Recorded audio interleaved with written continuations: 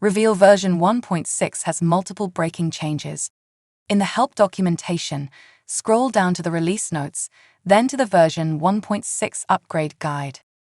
Review this document to learn about all of the key things that you should look out for when upgrading, especially the new license key format and the decoupled data source packages.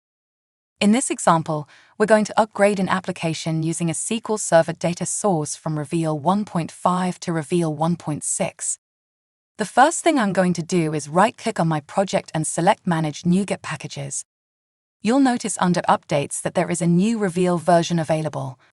We'll go ahead and update this. A new feature in Reveal is the decoupling of data sources from the core Reveal engine. Since I'm using SQL Server in this application, I will need to install the correct package in order to connect to my data source.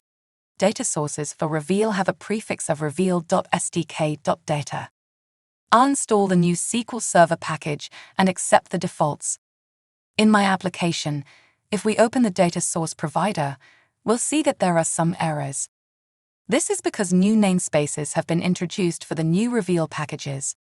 We'll accept the suggestions for adding new using statements in my class to remove the errors. Next, we'll open the authentication provider class. The same errors are showing here, so we'll accept these suggestions. Repeat this process and update your other classes that are using Reveal namespaces or interfaces. In order to use my newly added SQL Server data source, I have to register it in my program.cs.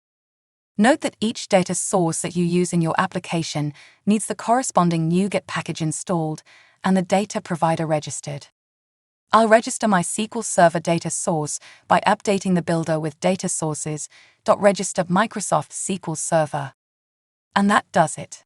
My application is upgraded to Reveal 1.6 with the new decoupled data sources. I'll run my application and look for a dashboard, and we'll see the JSON of the file returned from the server.